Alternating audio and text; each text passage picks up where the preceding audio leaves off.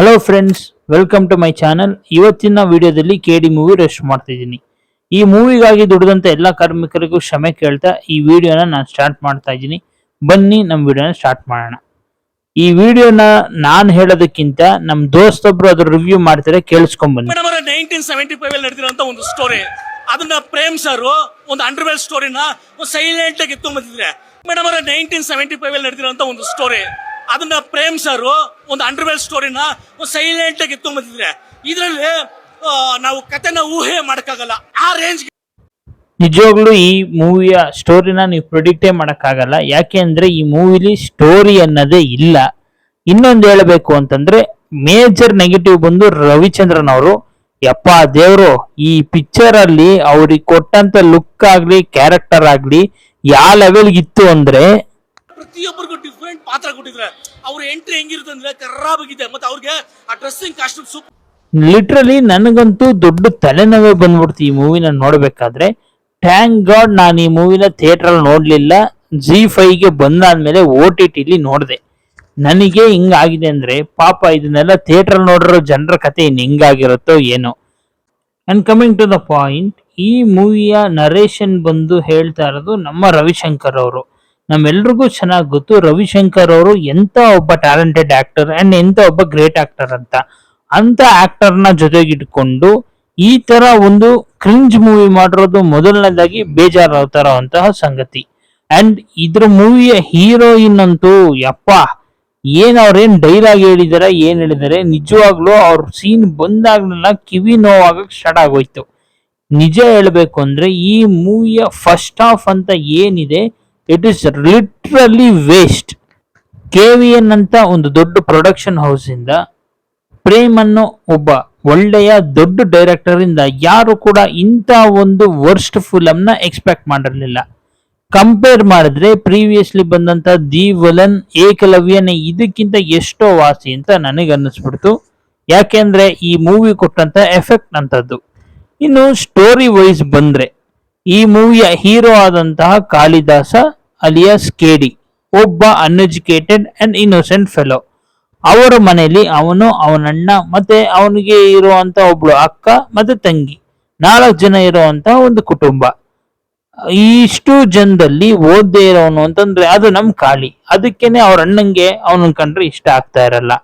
ಇದೊಂದ್ ಕಡೆ ಸ್ಟೋರಿ ಆದ್ರೆ ಅವನ್ ಚಿಕ್ಕ ವಯಸ್ಸಿನೂ ಒಬ್ಬ ರೋಲ್ ಮಾಡೆಲ್ ಆಗಿ ತಗೊಂಡಂತಹ ಸಂಜಯ್ ದತ್. ಏನಕ್ಕೆ ಅಂತಂದ್ರೆ ಇವನಿಗೆ ಬ್ಲಡ್ ನ ಕೊಟ್ಟಿರ್ತಾರೆ ಒಂದು ಆಕ್ಸಿಡೆಂಟ್ ಆದಾಗ, ಅದಕ್ಕೆ ಸಂಜಯ್ ದತ್ ನ ಇವನು ರೋಲ್ ಮಾಡೆಲ್ ಆಗಿ ತಗೊಂಡಿರ್ತಾನೆ. ಆ ಸಂಜಯ್ ದತ್ ದೇವ ಅನ್ನೋ ಕ್ಯಾರೆಕ್ಟರ್ ನ ಪ್ಲೇ ಮಾಡಿದರೆ. ಅವನು ಬಂದು ಅವರು ಇರುವಂತಹ ಒಂದು ಏರಿಯಾಗೆನೆ ಒಬ್ಬ ದೊಡ್ಡ ರೌಡಿ. ಒಂದು ಕುಸ್ತಿ ಆಡಬೇಕಾದ್ರೆ ಆದಂತಹ ಒಂದು ಇನ್ಸಿಡೆಂಟ್ ಇಂದ ಲಿಟ್ರಲಿ KDಯ ಇಡೀ ಲೈಫೇ ಬದಲಾಗೋಗುತ್ತೆ. ಅವನು ಯಾರನ್ನ ರೋಲ್ ಮಾಡಲ್ಲ ಅಂತ ತಗೊಂಡಿದ್ನೋ ಅವನೇ ಇವ್ರ ಫ್ಯಾಮಿಲಿನ ಸಾಯಿಸ್ಬೇಕು ಅನ್ನೋ ಒಂದು ಪ್ರಯತ್ನ ಪಡ್ತಾನೆ.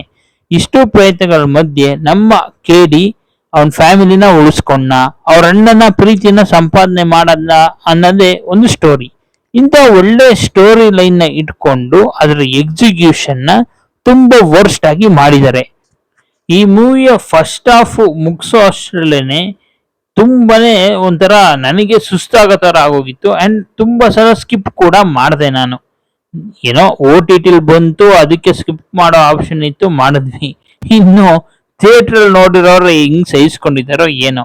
ಯಾಕೆ ಅಂತಂದ್ರೆ ಲಿಟ್ರಲಿ ಫಸ್ಟ್ ಹಾಫ್ ಯಾಕಾದ್ರೂ ಆ ಹೀರೋಯಿನ್ ಮೀಟ್ ಆಗ್ತಾರೋ, ಯಾಕಾದ್ರೂ ಮಾತಾಡ್ತಾರೋ ಅನ್ನೋ ಲೆವೆಲ್ಗೆ ಅನ್ಸ್ಬಿಟ್ಟಿತ್ತು. ತುಂಬಾನೇ ಒಂದು ಶೌಟಿಂಗ್ ಸೌಂಡು ಇರಿಟೇಟಿಂಗ್ ಆಗಿದೆ. And coming to the next point, ಇದರಲ್ಲಿ ಬಂದು ಮಾಡಿರೋಂತ ಎಲ್ಲ ಕಾಸ್ಟ್ ಅಂಡ್ ಕ್ರೂಸ್ ತುಂಬಾನೇ ಚೆನ್ನಾಗಿ ಆಕ್ಟ್ ಮಾಡಿದ್ದಾರೆ. ಧ್ರುವ ಸರ್ಜಾ ಸರ್ ಅವರ ಆಕ್ಟಿಂಗ್ ಬಗ್ಗೆ ಅಂತೂ ಮಾತಾಡೋಗೆ ಇಲ್ಲ. ಅವರು ತುಂಬಾನೇ ಎಫರ್ಟ್ ಹಾಕಿದ್ದಾರೆ.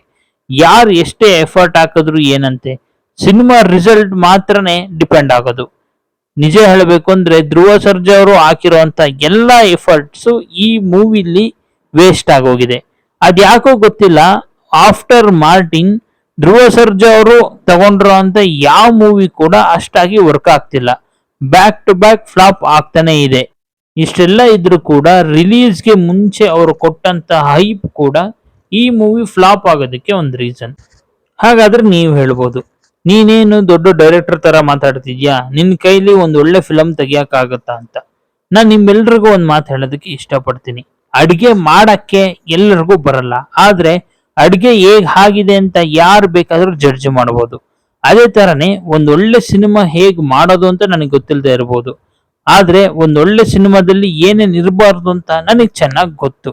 ನಾನು ಈ ಮೂವಿ ಬಗ್ಗೆ ಇನ್ನೂ ಕೆಟ್ಟದಾಗ ಮಾತಾಡಬಹುದಾಗಿತ್ತು, ಇನ್ನೂ ಟ್ರೋಲ್ ಮಾಡಬಹುದಾಗಿತ್ತು. ಅವಾಗ ನನ್ನ ಮನ್ಸಿಗೆ ಬಂದಿದ್ದು ಒಂದೇನೆ, ಒಂದು ಮೂವಿ ಆಗ್ಬೇಕು ಅಂತಂದ್ರೆ ಅದಕ್ಕೆ ಬರೀ ಡೈರೆಕ್ಟರ್ ಆಗ್ಲಿ, ಹೀರೋ ಆಗ್ಲಿ, ಪ್ರೊಡ್ಯೂಸರ್ ಆಗ್ಲಿ ಕಷ್ಟಪಟ್ಟಿರಲ್ಲ. ಒಬ್ಬ ಲೈಟ್ ಮ್ಯಾನ್, ಒಬ್ಬ ಅಸೋಸಿಯೇಟ್ ಡೈರೆಕ್ಟರ್, ಎಲ್ಲರೂ ಒಂದು ಮೂವಿಗೋಸ್ಕರ ಶ್ರಮನ ಪಟ್ಟಿರ್ತಾರೆ. ಇವರು ಈ ತರ ಮಾಡುವಂತ ಒಂದು ಸಣ್ಣ ತಪ್ಪಿಂದ ಇಡೀ ಮೂವಿ ಹಾಕದಂತ ಎಫರ್ಟ್ ಎಲ್ಲದು ಗಾಳಿಲಿ ಹೊರಟೋಗುತ್ತೆ. ಇನ್ನ ಜಾಸ್ತಿ ಮಾತಾಡೋದಕ್ಕೆ ಇದೇನು ಆಸ್ಕರ್ ಲೆವೆಲ್ ಮೂವಿ ಅಂತೂ ಅಲ್ಲ. ನೀವು ನೋಡ್ಬೇಕು ಅಥವಾ ನೀವು ರೋಸ್ಟ್ ಮಾಡ್ಬೇಕು ಅಂತಿದ್ರೆ ZEE5 ಅಲ್ಲಿ ಇದನ್ನ ಆರಾಮಾಗಿ ನೋಡಿ. ಇನ್ನ ಬೇರೆ ಕಂಟೆಂಟ್ ಜೊತೆ ನಿಮ್ಮ ಎದುರುಗಡೆ ಕ್ರಿಯೇಟಿವ್ ಮತ್ತೆ ಬರ್ತಾನೆ. Thank you, take care.